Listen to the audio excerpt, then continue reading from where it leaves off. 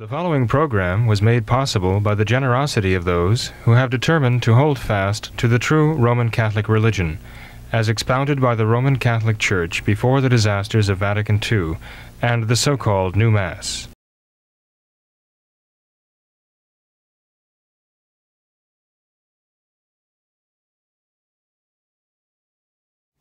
Hello and welcome to What Catholics Believe. I'm your host, Thomas Nagley, and with me tonight is Father William Jenkins from the Society of St. Pius V. He's also the pastor of Immaculate Conception Church in Norwood, Ohio. Hello, Father. How are you? Fine, Tom. Thank you. How are you doing? Pretty good, Father. Good to be here. Good to see you again. Yep. Father, on a recent program we talked about this Alfie Evans case that has been unfolding in Liverpool, England, and there's been some recent developments where he actually passed away a few days ago.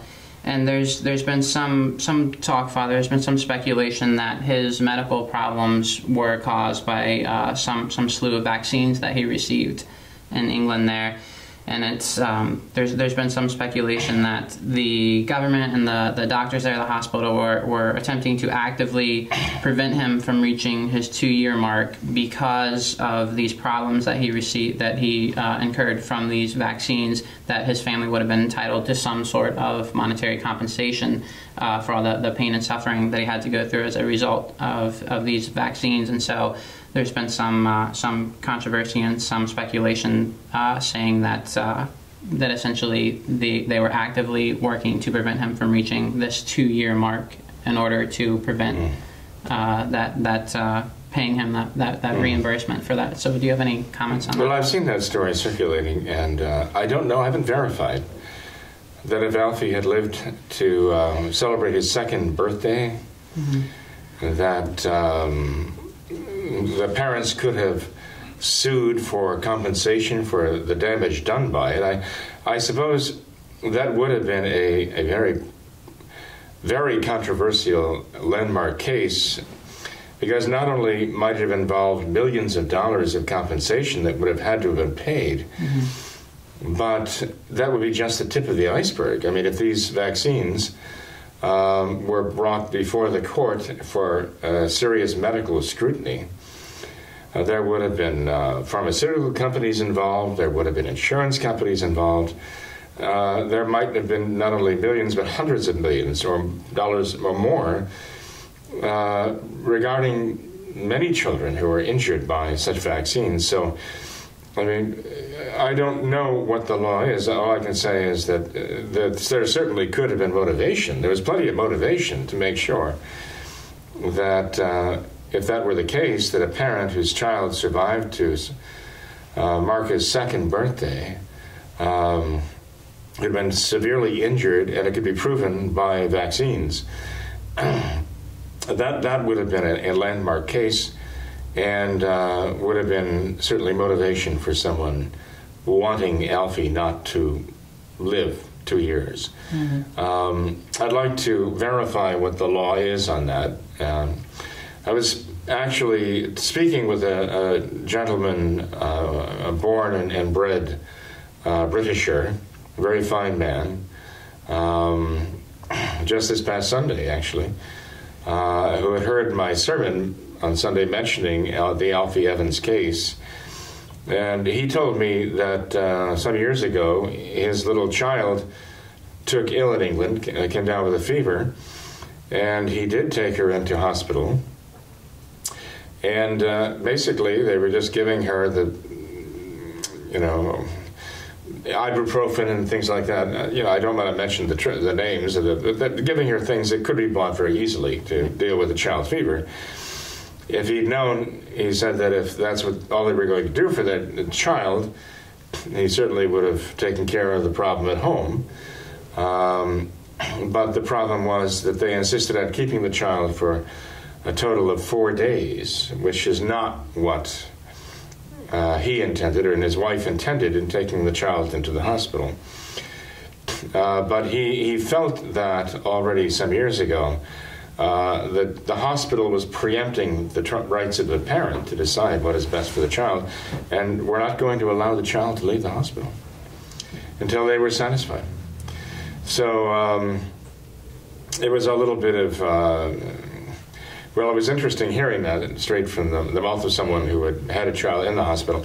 And it makes one wonder that if a parent of a young child in England now has a child fall ill, will that parent think that he's putting the child at greater risk by taking the child in for medical care at a hospital, such as Alder Hey or one of the other children's hospitals in England?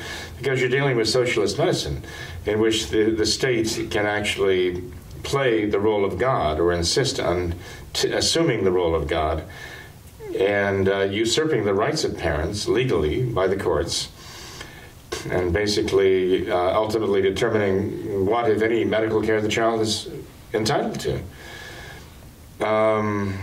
in spite of the parents. And so this is a very serious problem. I would think any thinking parent in England will have now, is my child at greater risk in the hospital or with this medical problem out of the hospital? But this is what socialized medicine does to people.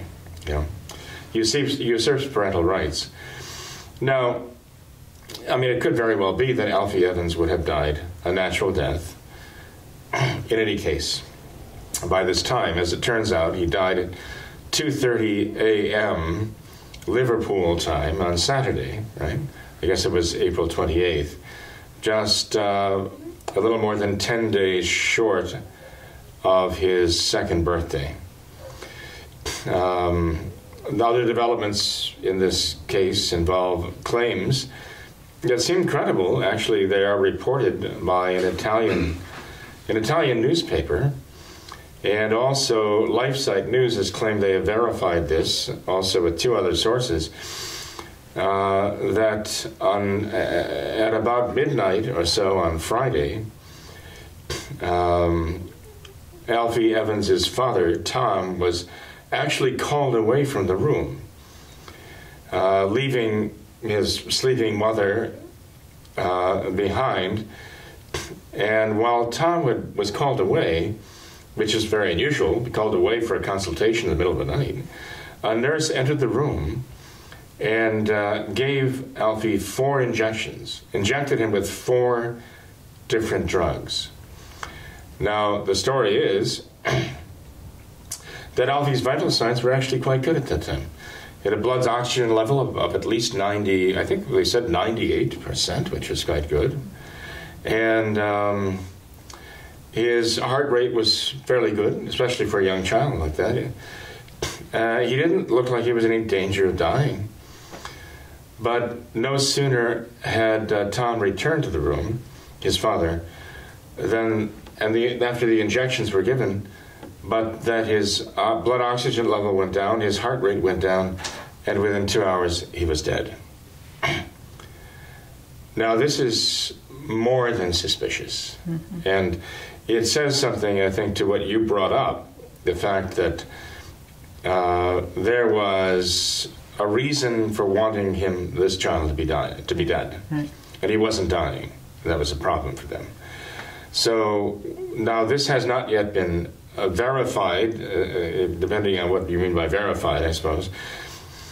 But these allegations are being made, and those who are making them, no doubt, are aware of the fact that they are making themselves subject to some very serious penalties if they're wrong. So the story is getting out that this child was injected with 4 different drugs. Now, we know that part of Alfie's treatment plan, after they pulled the ventilator, was to put him on fentanyl, which would have depressed his respiration and would have certainly complicated matters for him breathing, because they wanted him to stop breathing, and that is something that would have helped him to stop breathing, so to speak. But his father intervened, and I guess the hospital was so convinced he was going to die anyway, they were just going to let it go. But whether one of those 4 drugs was fentanyl, we don't know. We know how powerful that is. It's used to put down elephants, right? To sedate elephants. And there are many deaths due to it. So again, this is all very, very, very suspicious, very peculiar. But again, we're talking about socialized medicine here, okay? And not only that, but now reports are coming out that this Mr. Justice Anthony Hayden who had determined that Alfie would not be allowed to go to seek treatment anywhere else. He would not be allowed to leave that hospital, that now he is calling into question the legal team that tried to allow Alfie to leave the hospital, or at least to go home. That now the lawyers and the individual who was advising the parents, who was actually, I understand, a Russian, but he was not yet a lawyer, but he was part of the legal team. He might have been a paralegal, I don't know. But that now this Mr. Justice Hayden is going after them and is having courts inquiry looking into them to see if they did something nefarious in trying to stand up for the life of this child, or at least for the rights of the parents. So that would be also an interesting thing if they decided that they were going to attack the lawyers who were trying to uphold the rights of the parents. Mm-hmm. That would be cranking everything up another notch. To basically threaten the lawyers with some kind of censure or worse, just for trying to defend the parental rights. Yeah. You see how the state does not, in a socialist government, the state does not brook any opposition or any restraint. Mm-hmm. Scary? It should be to anyone who does not want to live in tyranny and does not want to put his child at risk by seeking medical assistance from the established medical bureaucracy, right? Father, if these reports are true, you know, if the medical team there actually did deceive the parents and go in and kind of covertly administer these drugs to essentially end his life, I mean, how demonic is that? I mean, it is certainly. No other word to describe it. I used the word fiendish before, and I think it does apply. Mm. But I mean, even the statement that Tom Evans, the father, was meant to read, telling the supporters to go home, and the story now is that was a way that was basically forced upon him. That as a result, if he would read that statement, they would give more medical care to his child that otherwise they were going to withhold. So he had to buy what little help they would give his child, nutrition and so on. He had to buy that by making that statement. I mean, talk about having something worse than a gun to your back as a parent. You know? Mm-hmm. It is truly fiendish. And Father, you mentioned how parents in England, they might be hesitant to even bring their children to the hospital at all. And, you know, I recently heard a wise man remark that with this kind of worldwide trend towards socialized medicine, you know, we see that here in the United States with the Affordable Care Act and kind of all over the place, that this individual said that it seems that we have the responsibility now to almost kind of learn how to become our own doctors, so that we can kind of prevent this, you know, kind of have a way out of this. Well, we were warned that so-called Obamacare would bring about death panels to decide whose life was worth saving and whose not. When you have single-payer medical care, there's only so much medical care available, and you have to start rationing it. It was inevitable. You can't get around that. And inevitably, therefore, there are those who have to decide. And they're usually not so much even in the medical, among the medical personnel, more in the business and the political personnel are going to have to be deciding, the courts, whose life is worth saving and whose not. And of course, this creates a very serious seedbed for tyranny, where your political enemies, they don't deserve to live, right? And, you know, Tom, Our Lady talked about a diabolical disorientation, and this is part of it. And it is so bad that this diabolical disorientation even extends to traditional Catholic, or those who style themselves traditional Catholic clergy. I mean, there were a number of, at least two of those who present themselves as traditional Catholic bishops. They're of the Thuc line, but they present themselves this way. And at least one, again, who styles himself a traditional Catholic priest, again, a follower now of the Thuc line bishops, who actually came out in favor of the death of Terri Schiavo here in this country. And so the thinking of this, I mean, they might be looking at the death of Alfie Evans and saying there's nothing wrong with this. Right. And the Novus Ordo bishops in England have come out in favor of what the hospital did to Alfie Evans, and even praising the hospital for what they did to Alfie Evans. And, here you have these Thuc line bishops and the clergy basically supporting the line of argumentation here.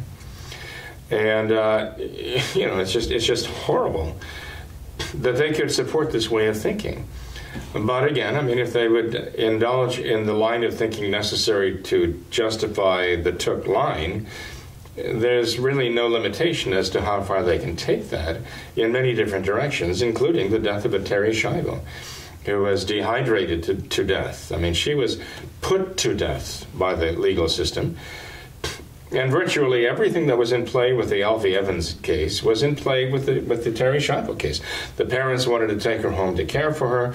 They said she's not in a chronic, persistent vegetative state. She responds to them. She's not dying. That's the problem. They have armed guards on the rooftop to try to kill anyone who would try to rescue her. They have the means to hydrate her and give her nutrition right there. I mean, even the who was it? A priest who was allowed to be there was not allowed to take a sip of water or a cup of even a flower vase with a single rose had water, but he wasn't allowed to give her any of that water to relieve her thirst. He was sitting right by her bedside, but he wasn't allowed to give that water and put it in her mouth, because there was an armed guard there to prevent him from doing so. I mean, it is really fiendish what is going on. The fact that you can have Thuc line clergy who would justify that is just astounding to me. Mm-hmm.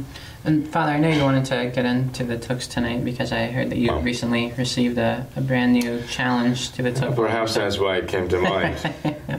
It's true, Tom. I mean, the controversy goes on because there are still people who adhere to the Thuc line, despite all of the issues and problems in their origins and ongoing problems. Mm-hmm. But you're right. I just did hear in the last couple of months from somebody who sent me some photocopy pages. I don't know if the person who sent them to me was actually trying to use them as an argument in favor of the Thuc line, or just to tell me this is what is being said now in answer to your programs. But there were probably 10 photocopy pages. And I'd say prominent among the arguments there was that the Catholic Church traditionally accepts the validity of the Orthodox. The Orthodox, that is non-Catholic, schismatic ordinations. Deacon, priest, episcopal, bishop, ordinations, consecrations. And since the Catholic Church accepts the validity of these ordinations and consecrations, that just shows the traditional mind of the Church with regard to them, but also that should apply to the Thuc ordinations too. That this is traditional, the traditional way of the Church's thinking, so the Church traditionally would accept the Thuc consecrations. You follow the logic, right? No, because there is no logic. It is simply, again, the least you can say is that it is a total lapse of logic. The worst you can say, it is a deliberate smokescreen, okay? Mm-hmm. But this is what we're getting over and over again. The level of thought, the level of response in this is very, very poor. And it is troubling that there are Catholic clergy who actually can be taken in and follow that line of thinking because they should know better. But actually, Tom, you know, what they're implying there is kind of like a minor premise here. They're implying that the Church doesn't scrutinize any of these ordinations or consecrations. The Church just accepts them all carte blanche, a priori, meaning just in advance, without any question.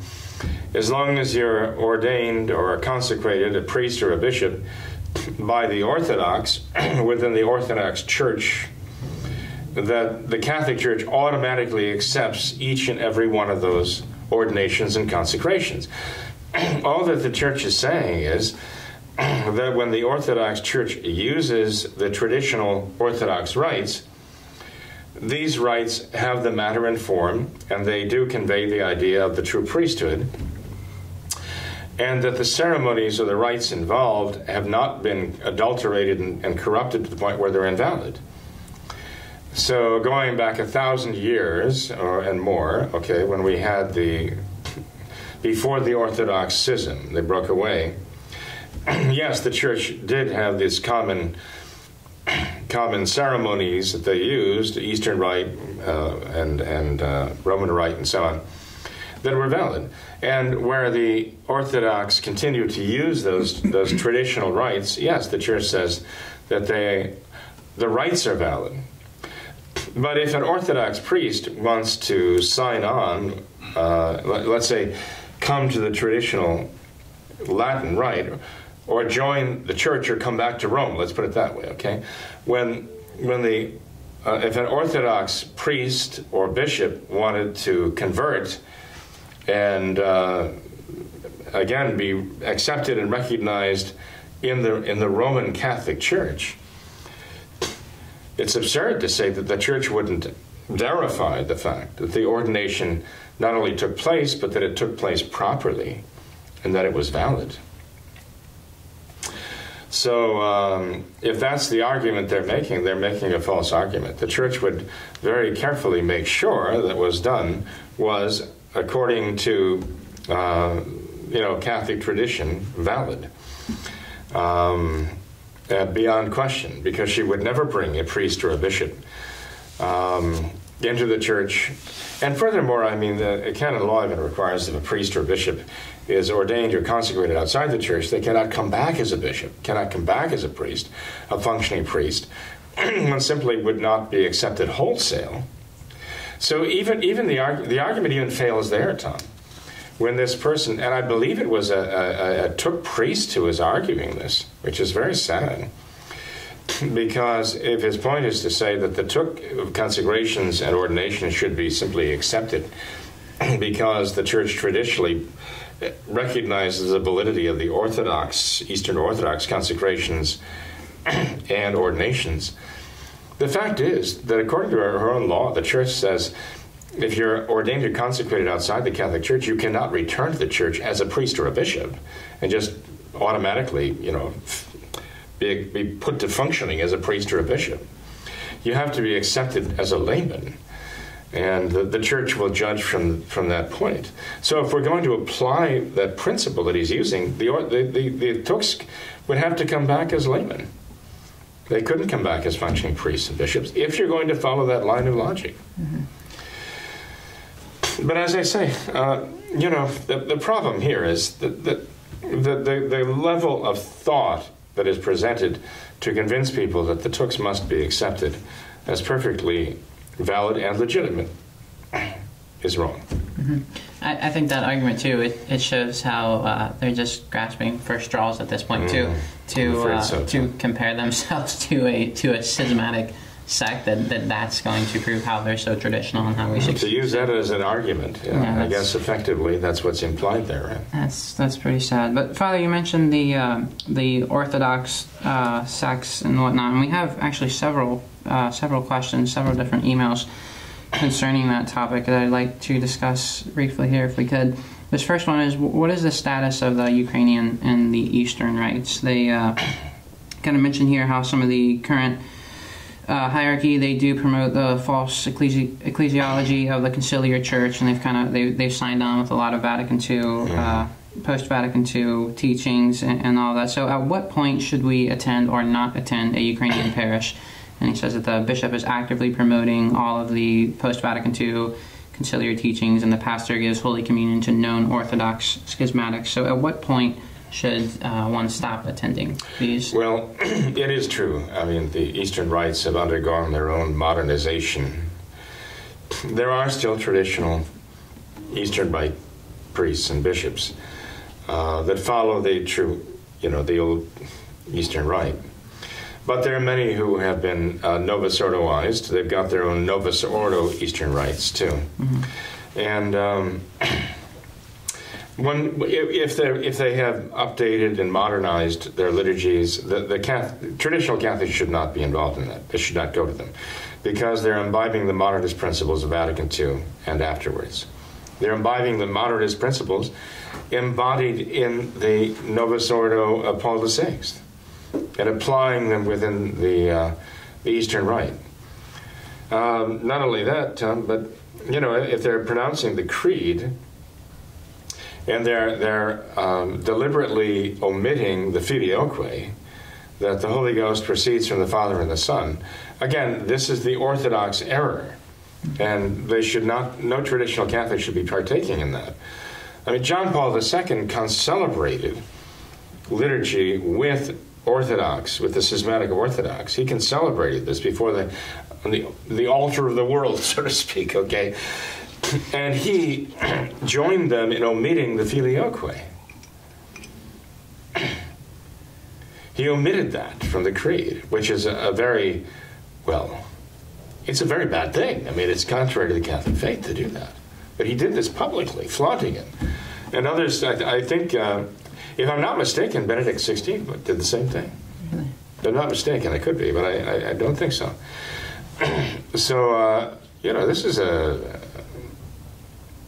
very telling, I want to use another word, but it's a very telling statement, against the faith. Mm-hmm. That they're compromising the faith. It's the least you can say, right? Mm-hmm. Scandalous. But, no, a traditional Catholic should not have anything to do with that. Okay. Father, I know we received another email where a viewer said that he wanted to know if it was correct that the reforms of Vatican II, they did not apply to the Eastern rites. Well, technically speaking, the Eastern rites have their own canon law. They have their own section of canon law that applies to them, okay? So the canon law that was revised by John Paul II, came out in 1983-84, actually does not specifically apply to the Eastern rites of the Catholic Church, okay? I don't really know the ins and outs of that, but they really are treated separately. Okay. So,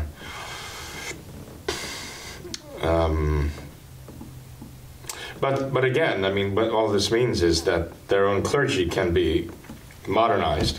Their own hierarchy can implement the program of modernism in those rites. So much more easily now. What you're saying, Father, is that the validity of their sacraments and their holy orders and all that is not necessarily the problem. The real problem is their communion with Rome, modernist Rome, and their acceptance of the post-Vatican II teachings. And acceptance of the modernist principles insofar as they are in communion with the enemies of the Church, basically. Mm-hmm. And they give communion to those who are not of the faith. And, they're practicing things that the Church has always condemned.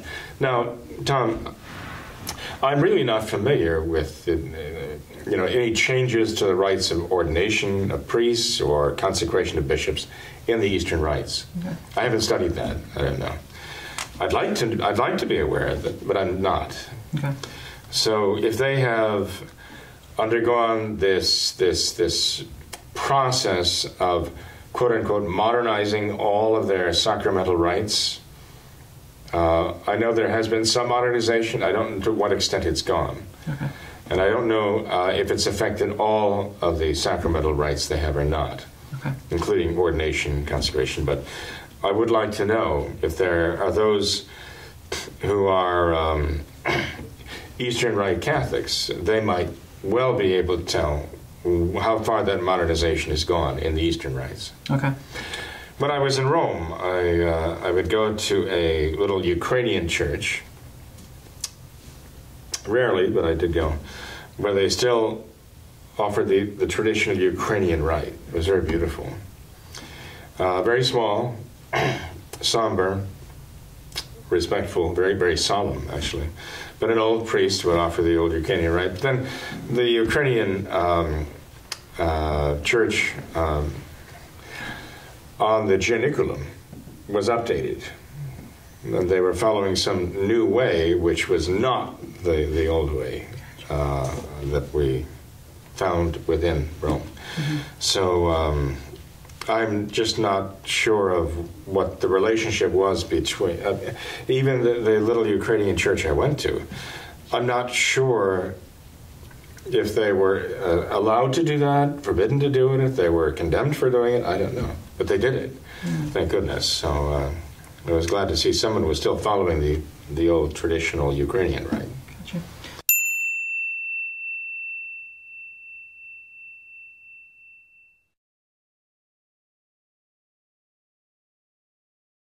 Father, we received another email with a link to an article here requesting your comments. They weren't sure if you had seen this back in February 23rd. There's an article here from Radtrad Thomas website, and let's read the headline here. It says, Radtrad Thomas. Okay. Thomas. It's the headline is, the Byzantine Catholic Patriarch excommunicates Francis for heresy and forbids the priests and bishops to mention him in the divine liturgy. That's the Orthodox. Yes, they find him heretical. Isn't it something? You know what? That is actually a fulfillment of what Cardinal Ottaviani wrote in 1969, in his Ottaviani intervention, who predicted that the modernism coming in the Novus Ordo Mass, and not just the modernism in the Mass, but the modernist principles that were coming in, were going to alienate the Orthodox even more and drive them away. And you don't hear too much about that aspect of Cardinal Ottaviani's intervention, which every traditional Catholic has to read and understand. To really be a traditional Catholic, they just have to know what Cardinal Ottaviani wrote in 1969 about the new Mass, because everything he wrote has come true. And that's one of the things that has come true, which is often, I think, left aside, and that is, I mean, the only Orthodox who really seem to be willing to deal with Francis are the Russian Orthodox, who, according to reports, are just working to use the Vatican now for their own purposes. But the other Orthodox, they find the modernism of Francis to be either a laughingstock or downright offensive, and they want nothing to do with it. So, I mean, unless they're so degraded that you know, they've taken the name Orthodox for some kind of basic circus sideshow, and there are a lot of schismatic groups that have spun off of the Orthodox who are working with Protestantism, various radical Protestant groups, and they don't even resemble even historical Orthodoxy anymore. So they've just gone so far off the beam. Okay. Father, another related question. We had someone email and asked why the Greek Orthodox Church, why when making the sign of the cross they go from right to left versus the traditional left to right? Well, you know, one could say that this is how it was done in the old days. I mean, even before they broke away. I don't know the answer to that question.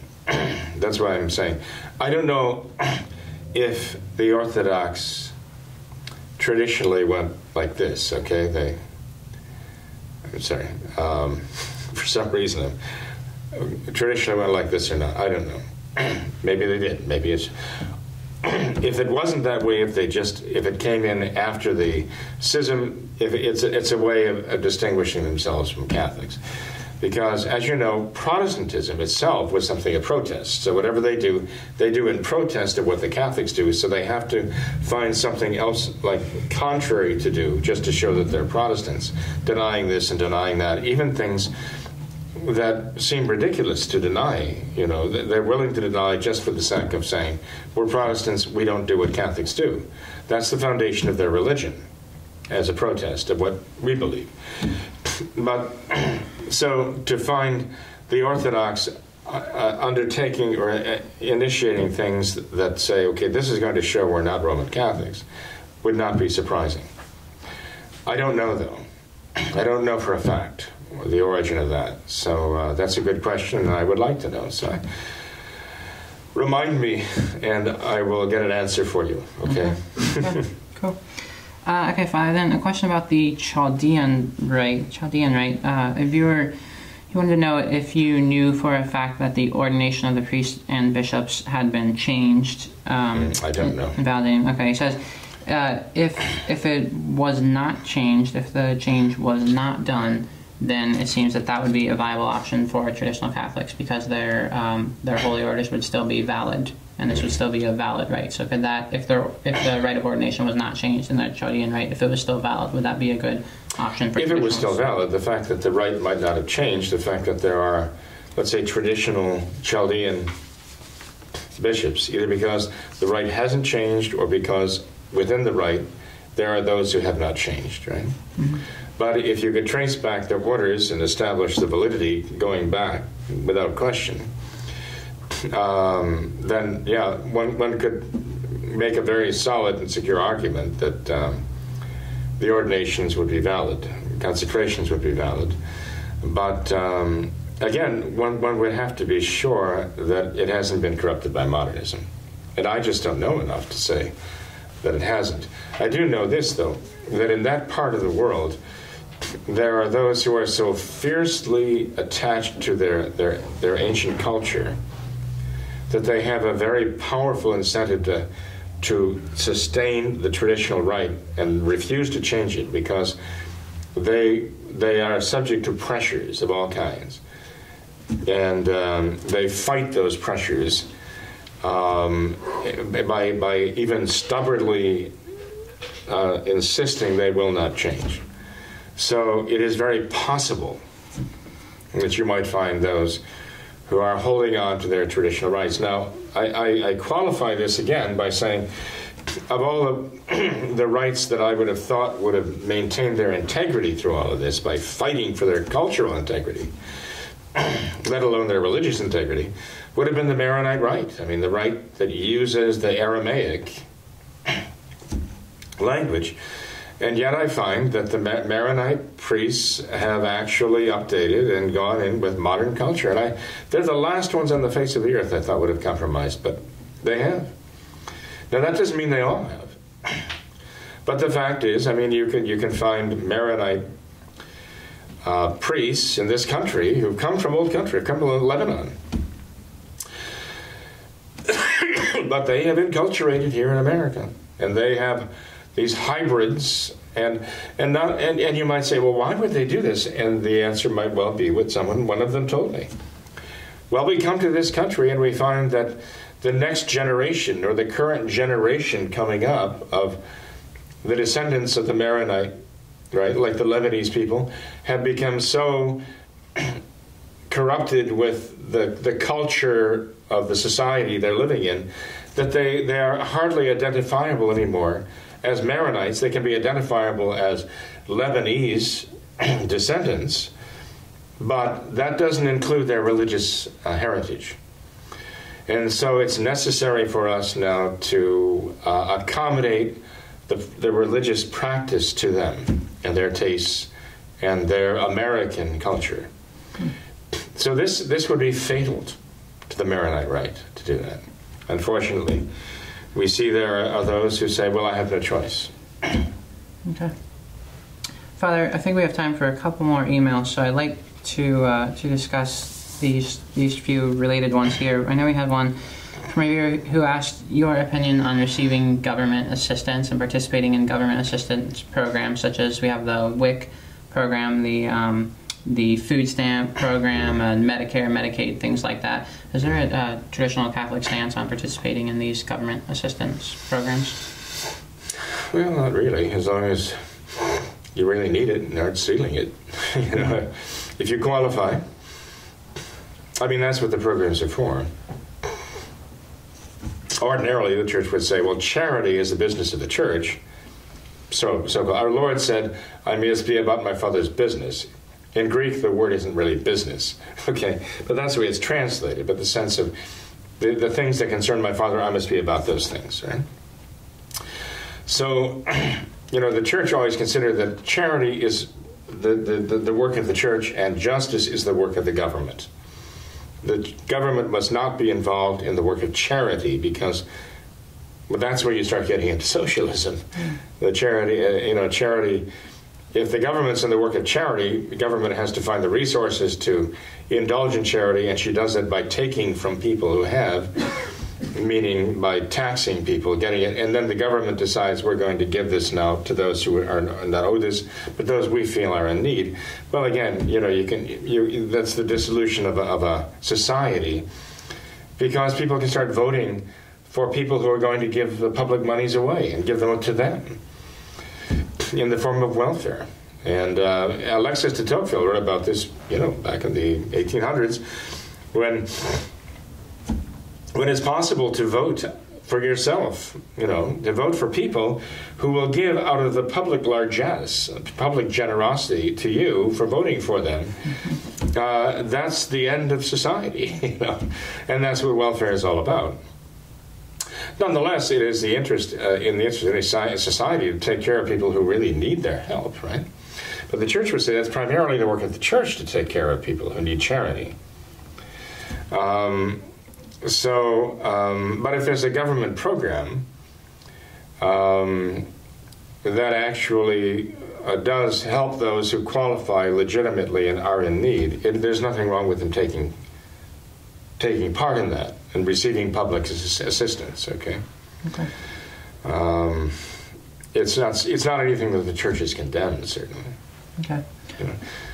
Now, under Francis, now we have a perversion of that whole idea, because Francis' whole pitch is that governments are there to give, to do that precisely, whereas the church has said that's not the role of government primarily; it's the role of the church primarily. Okay. But again, as I say, the church has never condemned public assistance as such, as long as it's honest and legitimately serving the public welfare. Let's put it that way. Welfare not in the liberal sense, but the common good of the society. Mm-hmm. Father, doesn't it seem a bit contradictory, though, to those who, let's say a fiscal conservative who will say programs like Social Security, this is a huge drain on our budget, it's totally irresponsible, we shouldn't be doing this, it's a lousy use of our money, yet they participate in it, they receive funds from Social Security, they pay into this, they receive their funds from Social Security. It's not a contradiction. No. Okay. No, I mean, the program is there. The program has taken from them out of their wages. And they have a right to the money that's there. And if that's the way they have to get it, they have a right to do so. You see what I mean? Mm-hmm. This is the dilemma that it puts in people who are actually contributing to it, so they have a right to it when they need it, because they've been paying into it. The question is whether it's right for the government to be taking that money from them in the first place for a program that ultimately is doomed to failure because it can't keep up with the need. You know what I mean? And provokes more and more people to seek that help who are not actually contributing to it. Okay. So, one can argue the wisdom of the program or even the viability of the program. But if the program is in place and the government has, for whatever reason, taken from them their earnings and is holding it and using it to supply a need for other people, then those who've earned the money have a right to it. Okay. And that would certainly apply to those in Social Security. Okay. Last question, Father. We received a request for you to briefly define the Catholic doctrine on a just war. In particular, this bureau was a bit concerned about some of the recent wars that our country has been entering into, and if these would qualify as a just war, and if we can support the government in these endeavors. Well, without getting into the practicalities of going into Afghanistan or wherever we went in former times and where we're proposing to go now, as far as the principles involved, I'll try to remember all of them. Okay, there are maybe half a dozen, five or six of them anyway. But obviously, war is a horrible evil. Okay, and so it can only be indulged in as the lesser of evils. So whatever the evil is that war is supposed to remedy must be so horrible that all the destruction, which material and spiritual destruction wrought by war, must be the lesser of these evils. That it must not be just a matter of guessing, well, maybe war wouldn't be so bad as what's happening now, so let's try war and see if it turns out better than what's going. No, no, no, no, no. It has to be a very clear-cut choice that the evil is so great. The evil is so great, not just what might happen if we don't go to war, but the situation here and now is so clearly evil that it is truly, reasonably the lesser of two evils to go to war, to protect whatever, you know. Now, war costs lives. Are there values that are greater than lives? Actually, yes, there are, right? The church has always understood that, right? Her crusades, lives are risked, right, for some great noble ideal, right? And the same with property, right? Property, massive destruction of property. Are there worse evils than the massive destruction of property? Yes, okay. One of our own great patriots, Pastor Henry, is quoted as saying, "Give me liberty or give me death." And the church would not object to that statement if by that he meant that my liberty to me is worthy of risking my life to secure my liberty. Okay? So just, you know, on that point, there really is no dispute in the church that this war can be the lesser of two evils. But it has to be certain that it has to be that bad. There's no question about it. But it has to be just also in the sense that you're not attacking innocence, okay? That you don't go after the problem by inflicting massive injustice on those who themselves are not guilty of anything. So you have to secure their welfare also, and you can't go after, let's say, someone who is threatening you immediately with grave harm at the expense of some innocents who, you know, collateral damage. You can't do that. Okay. Bishop Sheen spoke out very much against the dropping of the atomic bomb. As I recall, he said, as soon as that bomb was dropped, we knew that the rules of warfare had changed, you know, because of all of the innocents whose lives were destroyed by that bomb, indiscriminate bombing. Now, there are those who are good, decent people who were involved in the war who thought that was a good and necessary thing. And they have arguments, you know, saying, well, this would have happened or that would have happened, or the alternative would have been to invade Japan. And to have invaded Japan, landing on mainland Japan and fighting your way through would have been a bloodbath. No doubt that it's true. That in itself would not necessarily justify dropping the atomic bomb on a civilian population, of course, in any case. But so you see, things get a little complicated, a little. But you know, one thing that is not complicated is what Our Lady said at Fatima: that war is a punishment for sin, and so the solution we see for war is stop sinning, return to God, be faithful to God, and God will protect you from this great evil. As far as, you know, pursuing the question of what constitutes legitimate, I guess I've laid down the basic principles for it, okay? Oh, well, war also cannot be just individual. It has to be declared according to law, in the sense that the authority in any government that is entrusted with that decision has to be observed. So, you know, in this country, Congress has to approve any declaration of war. We've gotten away from that because presidents have simply usurped that right, I believe, anyway, in a kind of making distinctions between war, police actions.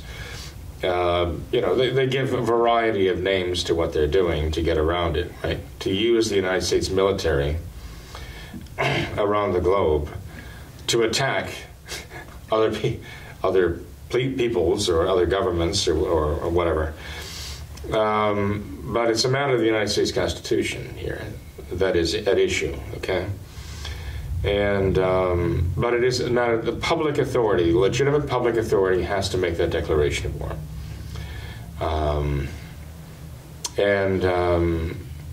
In doing so, I mean, the government of a country can actually impose an obligation on segments of the population to actually fight, risk their lives and go and fight. That's a huge responsibility, huge responsibility there. So one has to be very, very, very careful about using and abusing that power. A lot of responsibility before Almighty God. But getting back to the diabolical delusion, it is not surprising that the powers of hell want warfare. I mean, they've declared warfare against God, and they want warfare not only in hell against God, they want warfare against God here. And so they will use not only spiritual warfare, they will use a physical warfare to fill the coffers of hell with souls, so to speak.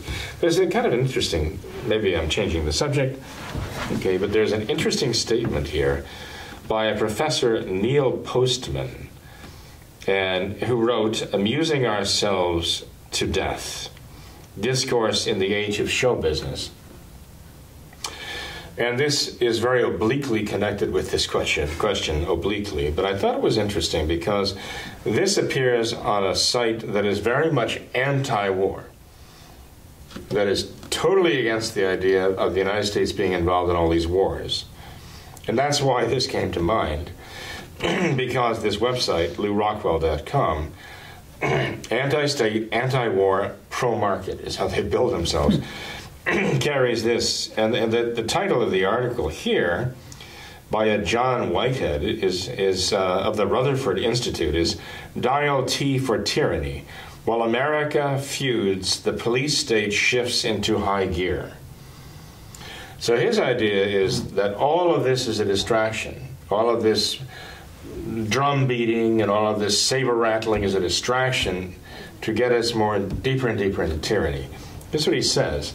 "Big Brother does not watch us by his choice. We watch him by ours. There is no need for wardens or gates or ministries of truth. When a population becomes distracted by trivia, when cultural life is redefined as a perpetual round of entertainments, when serious public conversation becomes a form of baby talk, when, in short, a people become an audience and their public business a vaudeville act, then a nation finds itself at risk. A culture death is a clear possibility." This is quoted from Professor Neil Postman as a prologue to the article by John Whitehead. And Whitehead ends, "We have moved beyond the era of representative government and entered a new age. You can call it the age of authoritarianism, or fascism, or oligarchy, or the American police state. Whatever label you want to put on it, the end result is the same, tyranny." It's an interesting article, actually. And one of the things that he talks about in here is all of this using wars, police actions, and so on to basically move the population toward tyrannical control. So I thought it was kind of curious. So, there's a side issue to this whole question of the Catholic teaching on just war that is being brought out here, and that is the question of how war is used by the rhinos, who have calculated that we have to have wars. We have to have certain wars in order to have the economy of the world grow a certain way, okay? And how there's a segment of the population of the world that has been financing wars, not only to enrich themselves, but financing both sides of wars to move the nations of the world toward a one-world government, including also a one-world form of religion, of worshiping the state, government as God. So I think even apart from this question of the Church's teaching on the justice of wars, we have to look and see the war as a tactic or as a tool of totalitarianism and tyranny. Okay. So maybe we can talk about that sometime also. One thing we know, though, when Our Lady says that this diabolical disorientation, which is the result of sin, always involves wars, we know where the real war is to be fought. It's to be fought on the battleground of the human soul, whether that soul be faithful to God or not, Tom. And that's what our faith is all about. That's where the battleground is there. We, as St. Paul says, we're fighting against principalities and powers, the powers of darkness in high places. That's where this war is fought. And how do we know who is alive and who is dead in this war? How do we know who's alive and fighting the battle? How do we know who's missing in action? How do we know who's a prisoner of war? How do we know who's the enemy? It comes down to a matter of being in the state of grace. That's what it's all about. That's what it's all about. If you're in the state of God's grace, you are alive. If you are not, you are either dead and not fighting the battle, or you're fighting it for the enemy. You're giving aid and comfort to the enemy, certainly. You're a prisoner of war, and that's Satan's prisoner, right? Missing in action, whatever it is, if you're not in the state of grace, you are not fighting the war that must be fought. Right. Well, Father, we've covered a lot of ground tonight, so I think we could end there. Although I see you still have quite the stack of emails or different topics in front of you, so I'll leave the decision up to you. Well, Tom, I do want to respond as far as possible to the points brought up. The thing is, those who even give you just a sentence or two, they talk about things that involve a lot. Oh, yeah. So we have got some pretty good thinkers out there. So I really appreciate the questions, and I apologize if it's taken a while to get to them. But hopefully you'll persevere, and we will persevere and get to them. Sure. Yep, definitely. Well, thanks for being here tonight, Father. Certainly, Appreciate your time. You're very welcome. Yep. Thank you. No problem. Thanks to all of our viewers as well for watching this episode of What Catholics Believe. Until next time, we ask that you all remember the words of Our Lady of Fatima, to consecrate yourselves and your families to the Immaculate Heart of Mary, and to pray and do penance. Thank you, and God bless you.